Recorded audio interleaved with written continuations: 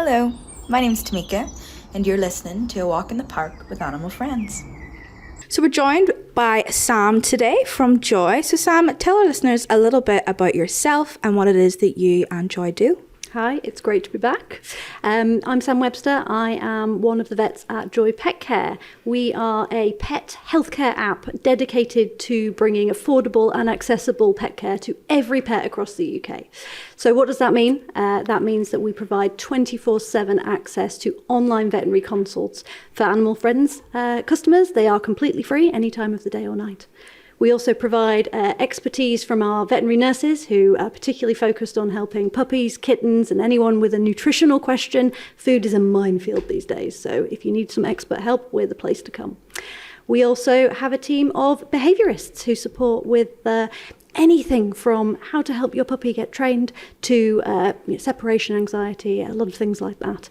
So behaviourists on staff. We also have an incredible free for everybody symptom checker. So if you aren't sure if you need healthcare, we are the place to come. So let's get stuck right in. How hot is too hot for a dog? So there is no hard and fast rule. Every dog is different. If you look at a big fluffy Newfoundland versus a sleek greyhound, they're going to have different temperature thresholds, a bit like people. But as a general rule, if you're looking for somewhere to start, anything over 19 to 20 degrees is starting to get a little bit uncomfortable for your dog and is something you need to be aware of. So under that, they're fine. When you get to kind of 27, 28 degrees, you really have to be on the alert. And I would advise that at that kind of temperature, you're keeping your dog indoors in the shade and cool as much as you possibly can. And so we know then that dogs can be really affected by heat. So can they get heat stroke? They can, definitely. And they can be maybe not as sensible as we are as human beings in avoiding causing that for themselves. So definitely they can. The top symptoms to look out for your pet, if they are struggling from heat stroke, would be excessive panting, breathing heavily. So they're feeling hot and they're trying to kind of bring some cool air into their lungs. Okay. You might notice them drooling or dribbling, a little bit of foam from the mouth sometimes. And if it is a really bad case of heat stroke, they are going to collapse or lie down and need to take a rest. So if you notice any of those symptoms, immediately give your vet a ring. Okay, and then you mentioned earlier about keeping them in the shade, keeping them nice and cool when it does get to extreme temperatures. So is there other things that we can be doing as owners to prevent that heat stroke, prevent them from overheating? Oh, definitely. And a lot of it is just sensible logic you use for yourselves as well. So we know for a fact that the hottest part of the day is between around 10, 11 a.m. and then 3 in the afternoon. Avoid walking your dogs at these times. So Sam, ice cubes. I've heard rumours that when it's too hot, or if I think that my dog may be getting heat stroke, that I shouldn't be giving him an ice cube. Is that true? Not strictly. So there's been a couple of myths around heat stroke in animals going around the internet in the last couple of years. One of them is ice, so let's not give any ice to our pet, it's dangerous. The other one that I've heard is if my pet does have heat stroke, don't cool them with cold water, cool them with room temperature or warm water. Okay. Both of those are not strictly true. They've blown out of proportion, so we'll tackle them both. Ice. Ice is a really good way to cool down for you and your pets. If you were to eat enough ice to make you feel sick, think about your pet in the same way. They'd need to ingest quite a lot for it to start impacting their body temperature. Yeah. You can put ice in your pet's water. You can freeze your pet's whole water bowl. You can freeze treats in there, or I've seen a lot of kind of frozen water bowl molds that you can buy these days. All of those are perfectly safe for you to use for your pet. If you are giving them to young puppies or anything like that, I would suggest just making sure the shape is okay for them to chew. We don't want anybody getting big chunks of ice stuck in their throat or choking. But otherwise, it's a great way to cool your pet down. The amount of ice your pet would have to eat to cause any problems is astronomical. So ice is good. Cool. The other one that I just want to talk about as well here is that cooling your pet when they have heat stroke. Now, at that point, I would not probably recommend dousing them in ice water or absolutely soaking them to death in anything too cold, because your pet's body temperature does need to drop and we don't want it to drop too far. Okay. There's a lot of information went around recently about only using warm water or room temperature water, but actually if your dog is going through heat stroke and is struggling at that point, the best thing to do is get them wet. That could be a hose pipe. That could be water from your cold tap. I would not recommend wrapping them in soaking wet towels for a long time because that will consistently stop the water evaporating. But the temperature of the water is not the biggest problem there. Amazing. And I know you said about keeping them cool in the garden as well in that hot weather. But I know we've seen a spike in people using artificial grass within their gardens at the minute. Is that true? Too dangerous at a certain temperature for dogs, or is it okay? Yeah, so it is, the artificial grass will heat up quicker than a normal lawn will, and it will hold the heat for longer. So you do need to be careful of your pet's precious little paws and make sure that they don't get burnt walking on them. So if you do have an artificial lawn, again, early in the morning, late at night, and avoid it during the heat of the day. As a general rule, if you're not comfortable walking on it in your bare feet, your pet shouldn't be walking on it either. Okay, then. And what about cats? So let's flip to cats completely. Can they get heat stroke the same as dogs can then? Of course, yes. And again, they'll be very susceptible on different levels. They tend to be a little bit more sensible about avoiding overdoing it in the heat. Although I have a cat myself who is an exception to that rule. So I know it does happen. The symptoms will be very similar. What I will say is cats generally don't open their mouth to breathe and pant unless there is a problem. So if you are seeing them panting, or drooling, or lay out in the sun unable to get up and walk away, then you have a really seriously heat-struck animal on your hands, and you really need to bring them into the cool, shady house and give your vet a ring immediately. So then, what about outdoor roaming cats that love their freedom? Should they have restricted access to the outdoors when it gets to extreme temperatures?